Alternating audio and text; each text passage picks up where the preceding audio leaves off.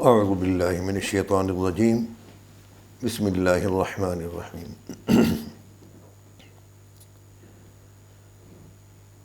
وبہ نستعین نحمدہ ونصلی ونسلم علی سیدنا و مولانا محمد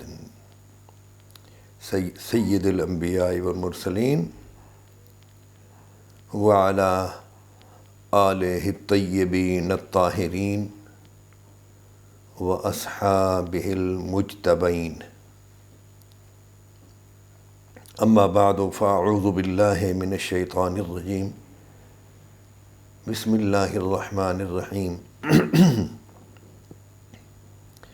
والسابقون الاولون من المہاجرین والانصار والذین اتبعوہم بإحسان رضی اللہ عنہم ورضوا عنہ وأعد لهم جنات تجری تحتها الأنہار خالدین فیہا ابدا ذلک الفوز العظیم۔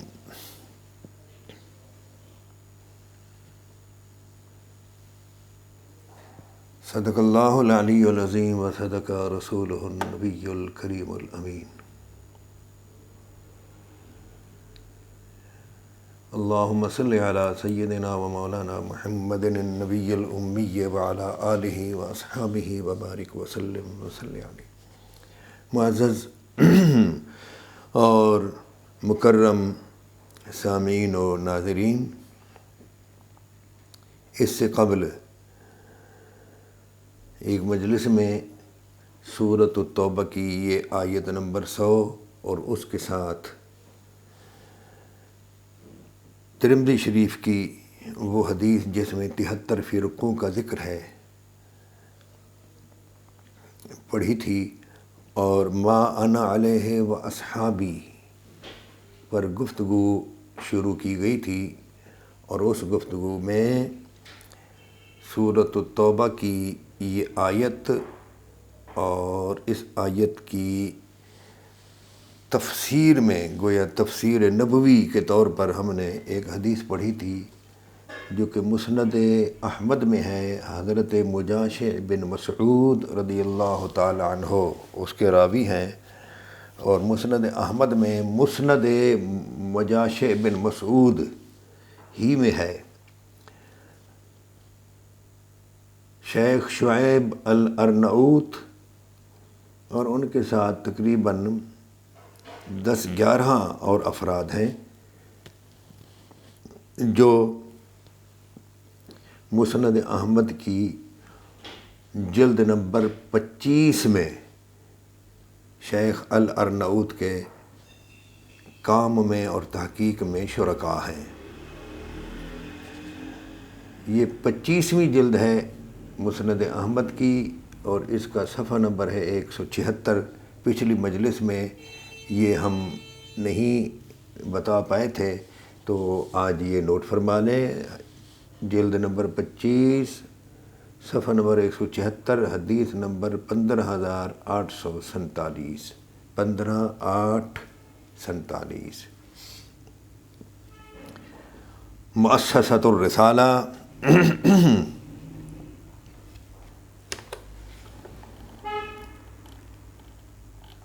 اور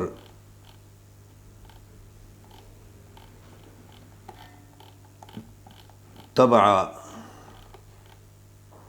اولا 1419 ہجری، اور یہ مؤسسۃ الرسالہ جو ہے اس کا محل وقوع بیروت ہے۔ بیروت کی یہ چھپی ہوئی ہے کتاب۔ اس میں جو حدیث ہم نے سورۃ التوبہ کی آیت نمبر کیا تھا جی؟ 100۔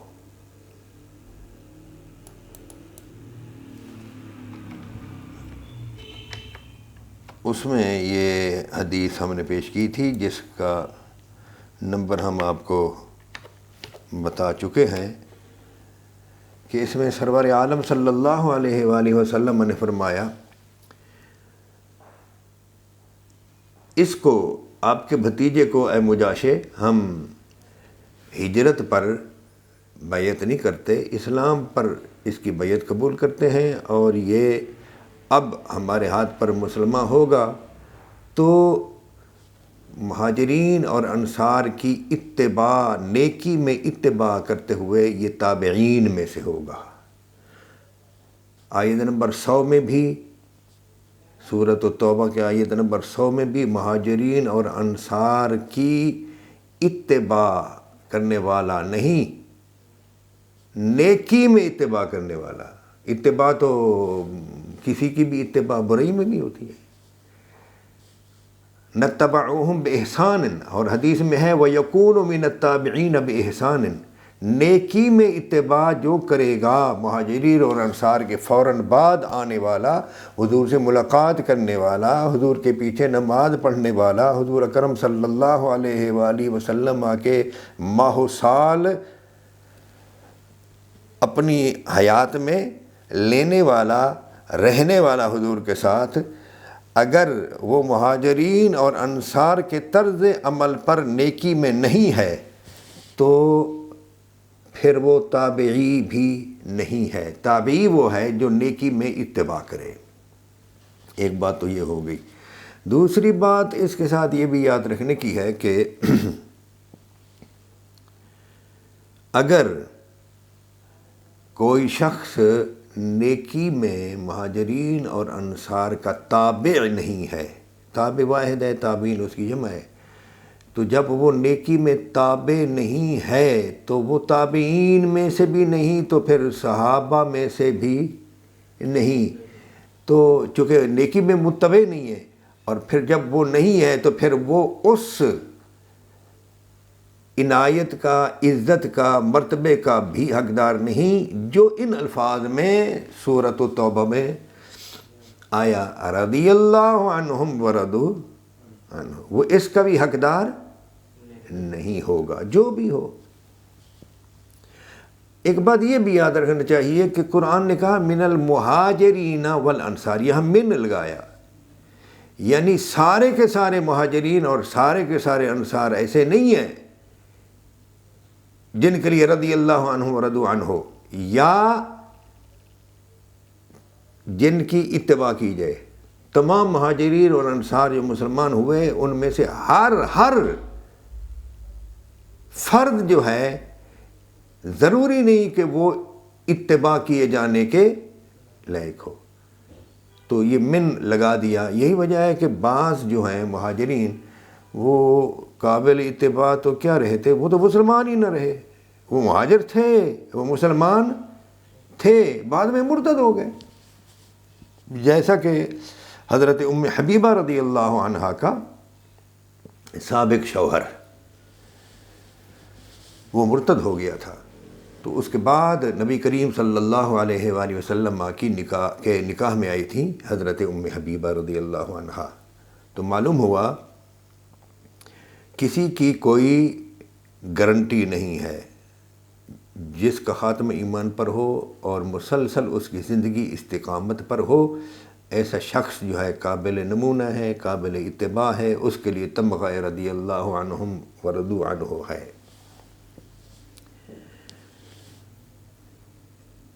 اس سے یہ بھی معلوم ہوا کہ مہاجرین اور انصار، جیسا کہ آپ نے سنا تھا کہ ہجرت کی حد ہے حدیبیہ تک۔ یہاں پتہ نہیں میں پچھلی گفتگو میں یہ فرق آپ کو بیان کر سکا ہوں یا نہیں کہ اس ہجرت سے مراد جس کی میعاد، جس کی حد فتح ہے، اور فتح سے مراد صلح حدیبیہ ہے، لا ہجرت بعد الفتح ہے۔ یہاں ہجرت سے کیا مراد ہے؟ یہ وہ ہجرت ہے جو بندہ مسلمان ہو جانے کے بعد اپنے گھر بار کو چھوڑ کر حضور اکرم صلی اللہ علیہ وآلہ وسلم کے تحفظ کی خاطر حضور کے پاس آ کر رہتا، اپنا گھر چھوڑ دیتا، یہاں آ کر رہتا، تو وہ مہاجر ہوتا۔ اس ہجرت کی مدت ختم ہوگی، اب اس ہجرت کی ضرورت نہیں۔ اب اگر کوئی شخص مسلمان ہوتا ہے اور اس کو اس کے وطن میں سکون سے نہیں رہنے دیتے غیر مسلم لوگ، تو وہ اپنے وجود، اپنے ایمان کو بچاتے ہوئے اپنے شہر کو چھوڑ دے، کسی اور شہر میں جائے، حضور کے پاس آئے یا نہ آئے، جہاں اس کو سکون ملے، آرام سے، مزے سے، سکون سے، آزادی سے اپنی عبادت کر سکے، اپنی زندگی گزار سکے، تو ایسی ہجرت تو قیامت تک ہے۔ وہ والی ہجرت کے اپنا گھر بار چھوڑو اور حضور کے پاس آ جاؤ، حضور کا تحفظ کرو، اسلام کا تحفظ کرو، وہ ختم۔ یہ یاد رکھنا، یہ فرق ہے۔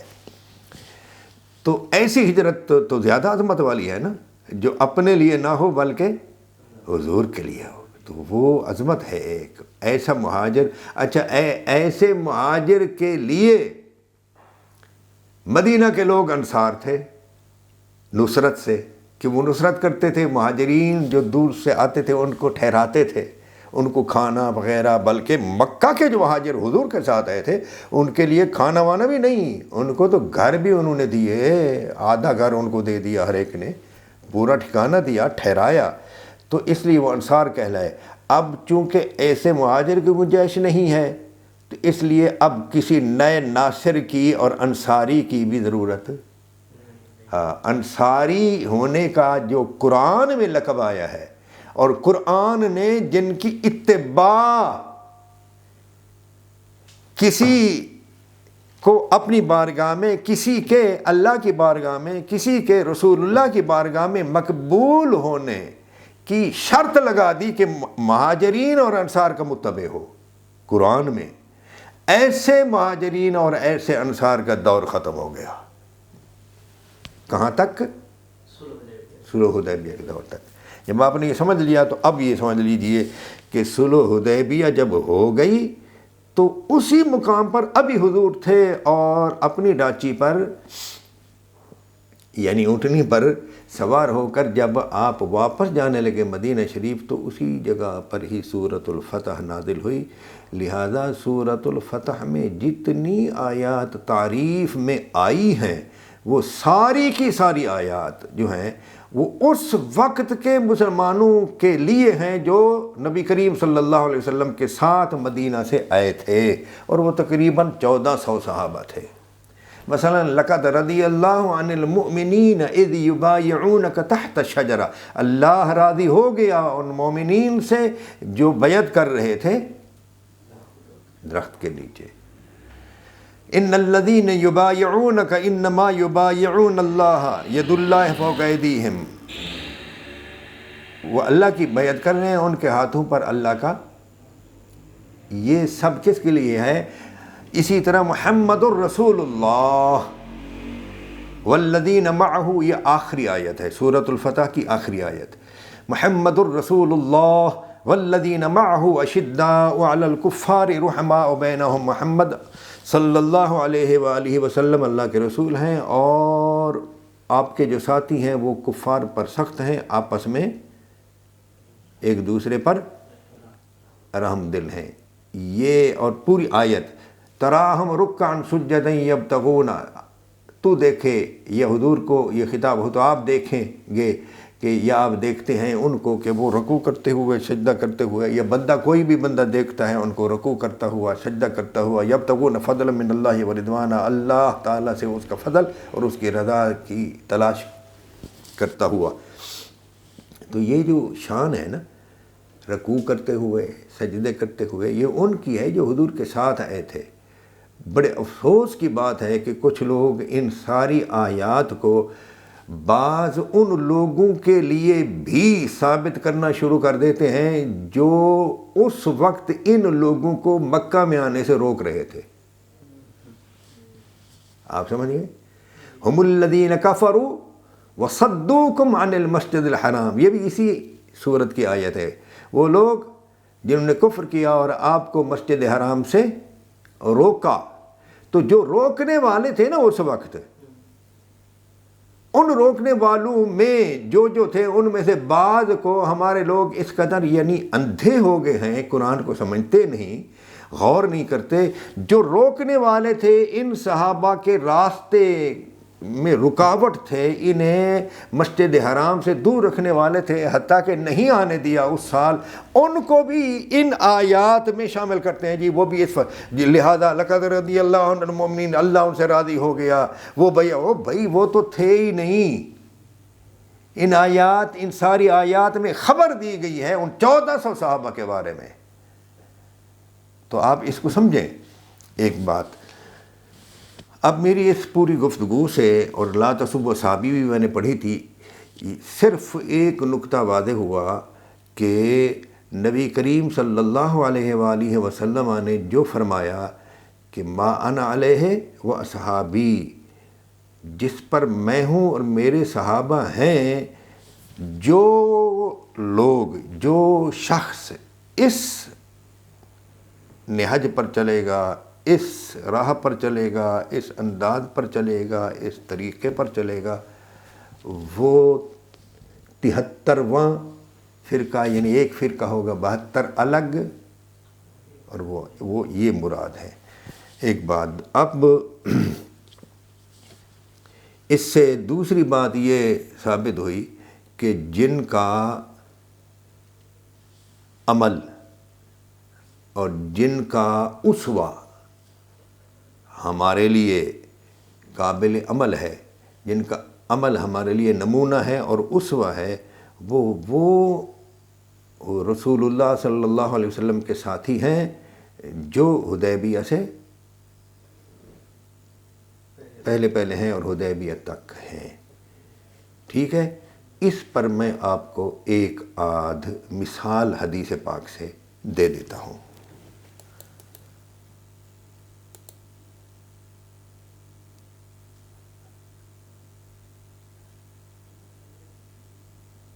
ایک مثال یہ ہے کہ حضرت عبادہ بن صامت، یہ رسول اللہ صلی اللہ علیہ وآلہ وسلم کے قدیم صحابہ میں سے ہے، حتیٰ کہ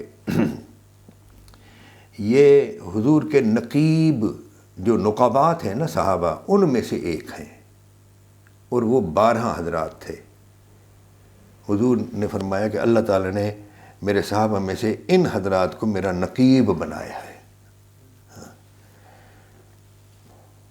سنن ابن ماجہ میں ہے کہ ایک غزوہ میں سرزمین روم پر ایک غزوہ ہوا، تو وہاں غزوہ کے بعد جو کچھ مال غنیمت ہاتھ آیا تو اس کو ایک دوسرے کے ساتھ تبادلہ اور خرید و فروخت کا معاملہ شروع کیا، اور یہ غزوہ امیر شام معاویہ بن ابی سفیان کے دور میں تھا، اور ان کے ساتھ تھا حضرت عبادہ بن صامت انصاری، اس میں شریک تھے۔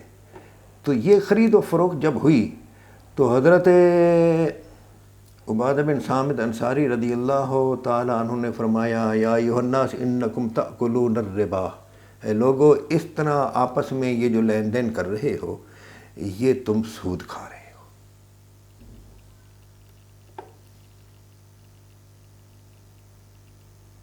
پوری حدیث جن حضرات کو شوق ہو وہ دیکھ لیں گے کہ یہ سنن ابن ماجہ ہے اور اس کے مقدمہ میں ہے، اور حدیث نمبر 18 ہے۔ کوئی سا بھی آپ چھاپا لے لیں عربی میں، حدیث نمبر 18 مقدمہ میں۔ جب انہوں نے یہ فرمایا تو معاویہ نے ان سے کہا یا ابا الولید لا اری الربا فی ھذا، میں اس میں ربا نہیں سمجھتا۔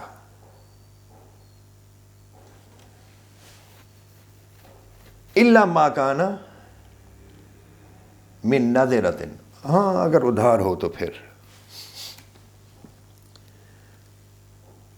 تو نبی کریم صلی اللہ علیہ وآلہ وسلم نے جو فرمایا تھا، یہ حدیث پیچھے حضرت عبادہ بن صامت نے وہ سنا دی، اور تب فرمایا کہ تم یہ سود کھا رہے ہو، تو حضرت عبادہ نے فرمایا احدثک عن رسول اللہ صلی اللہ علیہ وسلم وتحدثنی عن رأیک، میں تجھے رسول اللہ صلی اللہ علیہ وآلہ وسلم کا ارشاد سناتا ہوں اور تو مجھے اپنی رائے پیش کرتا ہے۔ اللہ رب العزت مجھے اس سرزمین سے جہاں یہ جہاد ہو رہا ہے، مجھے یہاں سے جانے کا موقع عطا فرمایا تو میں وہاں نہیں رہوں گا جہاں مجھ پر تیری حکومت ہو۔ پھر یہ چلے گئے اور مدینہ شریف پہنچے۔ حضرت عمر بن خطاب رضی اللہ تعالیٰ عنہ نے انہیں دیکھا تو فرمایا اے ابو الولید آپ یہاں کیسے؟ تو انہوں نے مکمل قصہ سنایا اور یہ بھی بتایا کہ میں نے قسم کھائی ہے کہ میں وہاں نہیں رہوں گا جہاں مجھ پر معاویہ بن ابو سفیان کی حکومت ہو۔ تو حضرت عمر رضی اللہ تعالیٰ عنہ نے ارشاد فرمایا اللہ تعالیٰ اس زمین کو رسوا کرے جہاں آپ اور آپ جیسے لوگ نہ ہوں۔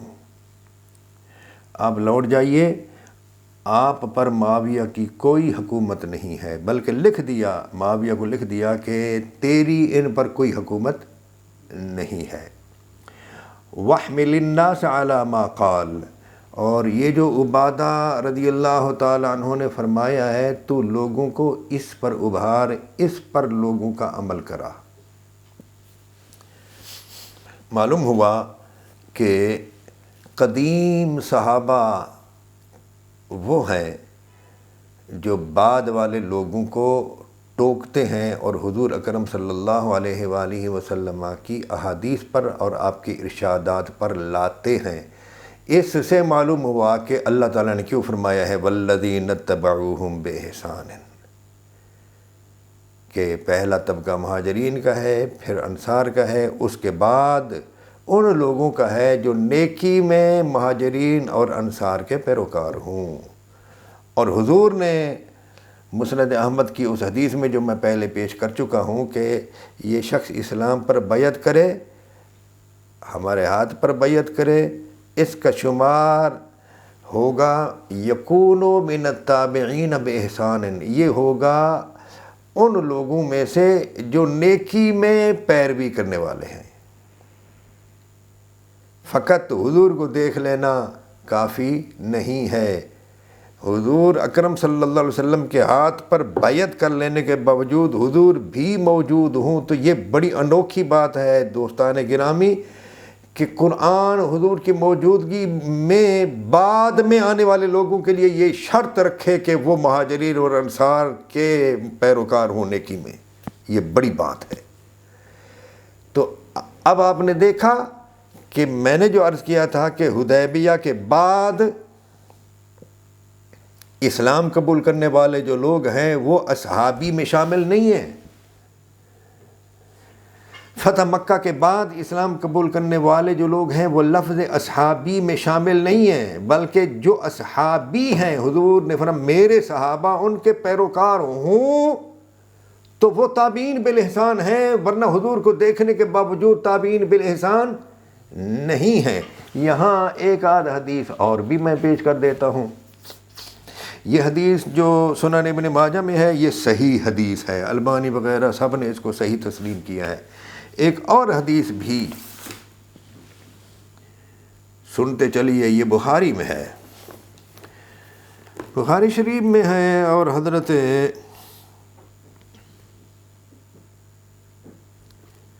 عبداللہ بن عمر رضی اللہ تعالیٰ عنہ بیان کرتے ہیں کہ بخاری کی حدیث نمبر ہے 4339، کتاب المغازی، باب بعث النبی صلی اللہ علیہ وآلہ وسلم خالد بن الولید الی بنی جذیمہ۔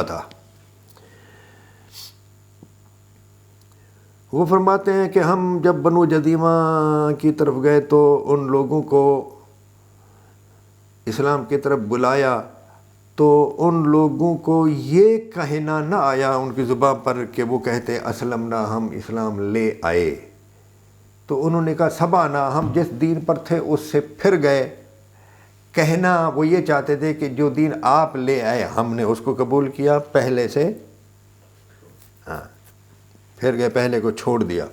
تو اسلم نہ وہ زبان پر لاتے، وہ نہ لا سکے، طریقہ نہ آیا ان کو، تو حضرت خالد بن ولید نے ان میں سے لوگوں کو قیدی بنانا شروع کر دیا، اور ایک دن فرمایا کہ بھائی یہ جتنے لوگ قیدی ہوئے ہیں اور جس کو ان میں سے قیدی ملا ہے، ہر شخص اپنے اپنے قیدی کو قتل کر دے۔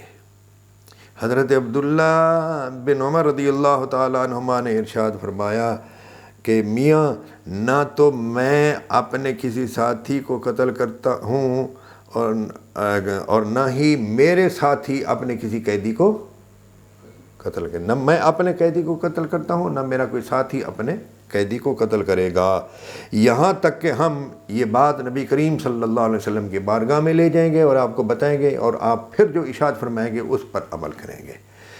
حضور تک یہ بات جب پہنچائی گئی تو حدیث پاک میں ہے فرفع النبی صلی اللہ علیہ وآلہ وسلم یدیہ، تو آپ صلی اللہ علیہ وسلم نے اپنے دونوں ہاتھ بلند فرمائے اور پھر بارگاہ الہی میں عرض کیا اللہم انی ابرأ الیک مما صنع خالد، مرتين، 2 مرتبہ فرمایا اے اللہ جو کچھ خالد نے کیا ہے میں اس سے بری ہوں، میرا اس سے کوئی واسطہ نہیں ہے۔ اب دیکھیے قدیم صحابہ ہیں خالد کی بنسبت، حضرت خالد کی بنسبت قدیم صحابہ ہیں عبداللہ بن عمر، وہ بہت قدیم نہیں ہیں لیکن ان سے مقدم ہیں، وہ اپنے ابا کے ساتھ ہجرت کرنے والوں میں ہیں، اور حضرت خالد جو ہیں وہ حدیبیہ کے بعد مسلمان ہونے والوں میں ہیں، اور وہ مہاجر بولیے نہیں ہیں۔ حضرت عبداللہ بن عمر جو ہیں وہ اپنے باپ کی تبعیت میں تے کے ساتھ باپ کی پیروی میں مہاجر ہیں، ٹھیک ہے، تو وہ قدیم ہیں۔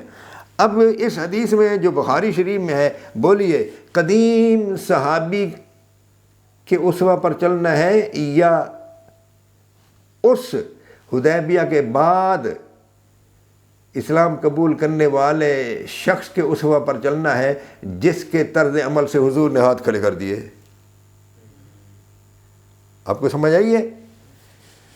تو یہ کہنا ما انا علیہ و صحابی یہ ہمارے 14ویں صدی یا 15ویں صدی کے لوگوں کے لیے ہے فقط، نہیں، جو لوگ حضور کے سامنے تھے، جتنے لوگ تھے اور حضور نے ارشاد فرمایا تھا ان سب کے لیے ہے کہ میرے قدیم صحابہ، وہ قدیم جن کو قرآن نے من المہاجرین والانصار کے لفظ سے قدیم فرمایا ہے، جو ان کے طریقے پر چلے گا حضور کی حیات میں مسلمان ہونے والا شخص، تو وہ رضی اللہ عنہ ورضوا عنہ ہو کہ تمغے کا بھی مستحق ہے، اور وعد لہم جنات تجری تحتہا الانہار خالدین فیہا ابدا کا بھی مستحق ہے، یہ جنت کا حقدار ہے۔ اور پھر وہ بعد والوں کے لیے بھی قابل اتباع ہے کہ بعد والے بھی اس کی اتباع کریں، قابل اسوہ ہے، نمونہ ہے، ورنہ اگر وہ قدیم صحابہ کا پیروکار نہیں ہے تو پھر وہ بعد والوں کے لیے کسی قسم کا وہ امام بننے کا حقدار، وہ اسوہ بننے کا حقدار نہیں ہے۔ 2 حدیثیں ہو گئیں، ایک تیسری حدیث بھی سنتے چلیے جی، اور یہ تیسری حدیث، پہلی حدیث تھی سنن ابن ماجہ میں اور وہ صحیح حدیث ہے، دوسری حدیث بخاری شریف میں اس کا نمبر وغیرہ بتلا چکا ہوں، اور یہ تیسری حدیث یہ صحیح مسلم ہے جی، اور کتاب الامارہ، کتاب الامارہ میں یہ باب وجوب الوفاء ببیعۃ الخلیفۃ الاول فالاول، اس باب میں حدیث نمبر ہے جی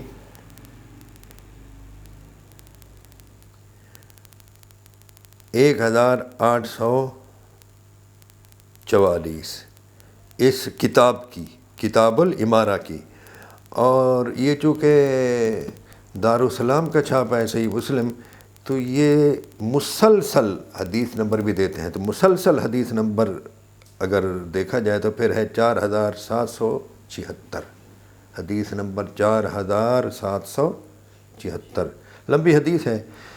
اس حدیث میں حضرت عبداللہ بن عمر بن عاص، یہ قدیم صحابی ہیں، اپنے باپ سے بھی پہلے اسلام لائے۔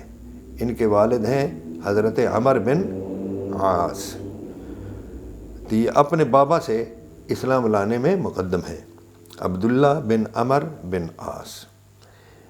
انہوں نے اس حدیث کے شروع میں یہ بیان کیا کہ جب کوئی شخص خلیفہ ہو اور اس کی خلافت کے دور میں کوئی اور شخص خلافت کا دعویٰ کرے تو اس دوسرے شخص کو قتل کر دیا جائے، یہ انہوں نے بیان کیا اور باتیں بھی بیان کی۔ جب بیان کرتے رہے حضور اکرم صلی اللہ علیہ وآلہ وسلم کے ارشاد انہوں نے سنائے سامعین کو، تو مسجد نبوی شریف کی شاید بات ہے، تو اس میں چکے ہے دخلت المسجد فاذا عبداللہ بن عمر بن العاص ہے۔ حضرت عبد الرحمن بن عبد رب الکعبہ فرماتے ہیں کہ میں مسجد میں داخل ہوا تو فقط مسجد ذکر کیا ہے تو مسجد نبوی ہوگی۔ یہ سب بیان کر کے وہ جو ہی تھوڑا فارغ ہوئے تو یہ عبد الرحمن بن عبد رب الکعبہ جو ہیں یہ اچھل کر ان کے قریب جا بیٹھے اور کہنے لگے یہ جو کچھ آپ نے بیان کیا ہے یہ حضور سے خود سنا کہ دوسرے کو قتل کر دو یہ وہ وغیرہ؟ تو انہوں نے کہا میں نے اپنے کانوں سے سنا، اور اشارہ کیا انہوں نے اپنے کانوں کی طرف اور دل کی طرف، اپنے ہاتھوں سے اشارہ کیا کانوں کی طرف اور دل کی طرف، کہ میں نے اپنے ان دونوں کانوں سے سنا اور اپنے اس دل میں یاد رکھا، کسی قسم کا شک نہیں ہے۔ تو انہوں نے کہا اگر یہ بات ہے تو پھر ھذا ابن عم کا معاویہ، یہ آپ کا چچا زاد معاویہ ہے، یأمرنا ان نأکل اموالنا بیننا بالباطل، یہ ہمیں حکم کرتا ہے کہ ہم آپس میں ایک دوسرے کا مال ناجائز طریقے سے کھائیں، باطل طریقے سے کھائیں، بالباطل،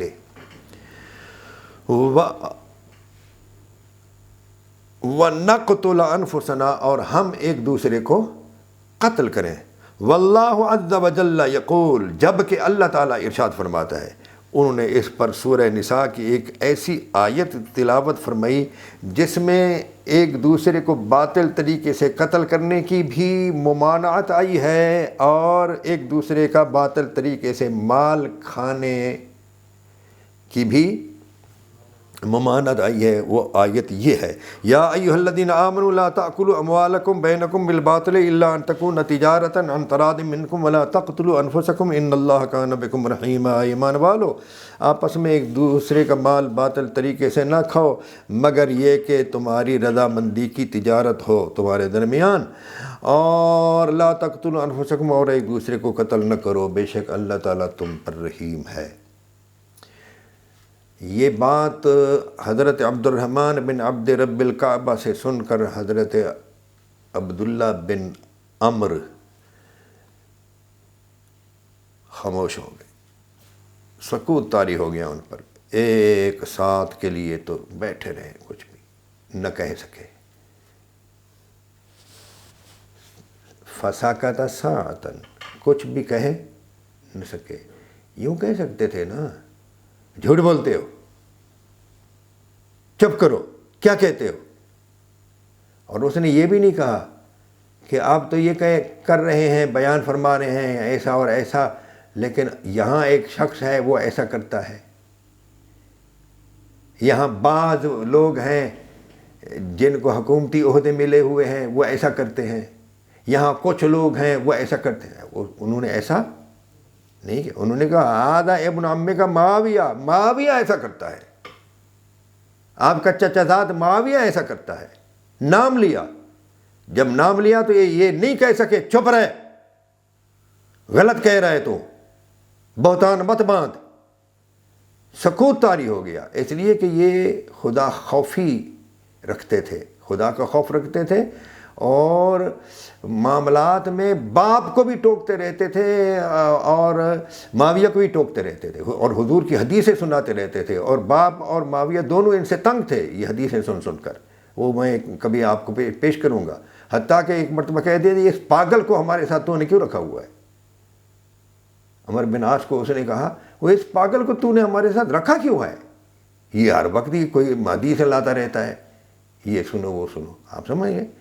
تو یہاں بھی وہ کچھ کہہ نہیں سکے، وہ نام لے کر کہہ رہا تھا فلاں ایسا کرتا ہے، باطل طریقے سے مال کھاؤ، یامرنا ہمیں حکم کرتا ہے.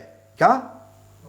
یامرنا ان ناکل اموالنا بیننا بالباطل ونقتل انفسنا، ہمیں حکم کرتا ہے کہ ہم ایک دوسرے کا مال باطل طریقے سے کھائیں اور ایک دوسرے کو قتل کریں. وہ رد نہیں کر سکے اس کی بات. تو جس کے بارے میں کہہ رہے ہیں نام لے کر کہہ رہے ہیں تو غلط کہہ رہا ہے، نہیں کر سکے. سوا اس کے ان کو یہ کہنا پڑا اطیعوا فی طاعت اللہ واعصوا فی معصیت اللہ. اللہ کی اطاعت میں اس کی اطاعت کرو، اور اللہ تعالیٰ کی جہاں نافرمانی ہوتی ہو اس کی اطاعت نہ کرو، نافرمانی کرو. اس کے سوا اور کچھ بھی نہیں کہتے. جیسے کہتے ہیں نا خذ ما صفا و دع ما قدر، میاں اچھے کو لے لو اور برائے کو، صاف کو لے لو اور تل چھٹ کو چھوڑ دو. ہاں ایسے کہتے ہیں نا. تو کہنے کہ بھائی اطاعت الہی کیا ہے؟ جو ایک خلیفہ کے ہوتے ہوئے جو دوسرا شخص اپنی خلافت کا دعویٰ کر دے تو اس کی کہاں اطاعت الہی ہے؟ وہ اس کی وہ خلافت، اس کا وہ سارا وجود اور ڈھانچہ حکومت سب ہے ہی غلط. ایک شخص حضرت علی کو امیر المومنین ہی نہ مانے اپنی حیات میں، تو اس کی کیسی خلافت؟ اعلیٰ حضرت رحمۃ اللہ تعالیٰ علیہ لکھتے ہیں کہ خلیفہ وقت اگر کسی شخص کو معزول کرے اور وجہ نہ بتلائے کہ میں کیوں معزول کرتا ہوں، تو جس کو معزولی کا حکم ہوا اس کا معزول ہو جانا لازم ہے. یہ اعلیٰ حضرت نے لکھا ہے. کہنے کہ خلیفہ پر کوئی ضروری نہیں ہے، واجب نہیں ہے کہ وہ وجہ بتلائے کہ میں تجھے کیوں معزول کر رہا ہوں. بلا وجہ معزول کر دے تو معزول ہو جانا لازم ہے. یہ فتاوی رضویہ شریفہ میں ہے، غالباً 14ویں جلد میں. چونکہ وہ آج میں یہ اچانک یاد آیا ہے تو اس میں نہیں لایا، ورنہ میں کھول کر دکھاتا. تو ان صاحب نے تو جب مولا علی رضی اللہ تعالیٰ عنہ کی تحکیم کا معاملہ آیا نا جب، تو ان کی عمارت کا، ان کا امیر ہونے کا، خلیفہ ہونے کا ذکر ہو رہا تھا. تحریر میں تحکیم جو ہے فیصلہ تھا ایک، جو وہ فیصلہ لکھا گیا کہ یہ فیصلہ امیر المومنین علی بن ابی طالب. انہوں نے کہا ہم آپ کا امیر المومنین نہیں مانتے. تو ایک روایت میں ہے کہ مولا علی نے فرمایا یہ تو ہو بہو حضور کی طرح معاملہ ہو گیا ہے کہ کفار نے جب معاہدہ کیا تھا حدیبیہ کے دن، تو حضور نے فرمایا یہ صلح نامہ ہے محمد رسول اللہ کی طرف سے. انہوں نے کہا ہم آپ کو محمد رسول اللہ نہیں مانتے، ہم آپ کو محمد بن عبداللہ مانتے ہیں. ٹھیک ہے. تو جو مولا علی کو آپ کی خلافت کے دور میں امیر المومنین نہیں مانتا تو اس کا کوئی حکم اطاعت ہے ہی کہاں؟ یہ حضرت عبداللہ بن عمر رضی اللہ تعالیٰ عنہ جو کہا نا اطیعوا فی طاعت اللہ واعصوا فی معصیت، میں تو کہتا ہوں کہ بھی اس کا کوئی حکم جو ہے نا بحیثیت خلیفہ درست نہیں ہے. یہ صحابہ کرام رضوان اللہ تعالیٰ علیہم اجمعین کی مہربانی ہے کہ وہ ان کے ساتھ جہاد کرتے رہے. صرف اپنے اس کے یہ تو اس طرح ہے نا جس طرح صحابہ کرام یا تابعی نظام میں سے ایسا آتا ہے. میں جب ایسے اقوال پڑھتا ہوں تو حیران رہ جاتا ہوں کہ کتنی وسعت ہے. وہ کسی برے کے پیچھے نماز پڑھتے تھے نا تو کہتے تھے یہ ہے تو برا لیکن ہم اس کی اقتداء نہیں کر رہے، جو یہ قرآن پڑھ رہا ہے نا ہم اس کی اقتداء میں کھڑے ہوئے. ہمارا امام قرآن ہے، اور حدیث پاک میں ہے والقرآن و امام مڑا، قرآن ہمارا امام ہے. ایک مرتبہ حضرت عبداللہ بن مسعود رضی اللہ تعالیٰ عنہ کو حضور نے تقریر کرنے کا کہا کہ تو بیان کر. تو انہوں نے کہا ہم اللہ کے رب ہونے پر راضی ہیں اور اسلام کے دین ہونے پر راضی ہیں اور آپ کے نبی ہونے پر راضی ہیں، وبالقرآن اماماً اور قرآن کے امام ہونے پر راضی ہیں. کہنے کہ قرآن آ کے یہ ہمارا امام ہے، یہ شخص ہمارا امام نہیں ہے. کیسی اعلیٰ نیت ہے. جس کے پیچھے نماز پڑھنے اس کو برا جانتے تھے. تو اس لیے صحابہ کرام جو ہے نا ایسے لوگوں کے دور میں جہاد بھی کرتے رہے ہیں, جو نیکی کے کام تھے وہ کرتے رہے ہیں. اس تناظر میں حضرت عبداللہ بن عمر بن عاص نے فرمایا کہ اطاعت الہی میں اطاعت کرو اور معصیت میں نافرمانی کرو. ہاں جی, تو یعنی نہ مانو بات. ورنہ اگر قانون کی نگاہ سے دیکھا جائے نا تو پھر یہ ہے کہ جس کا تقرر غلط ہے تو اس کا کوئی فرمان درست نہیں ہو سکتا. وما علینا الا البلاغ. انشاءاللہ اس سے آگے مزید بیان کیا جائے گا.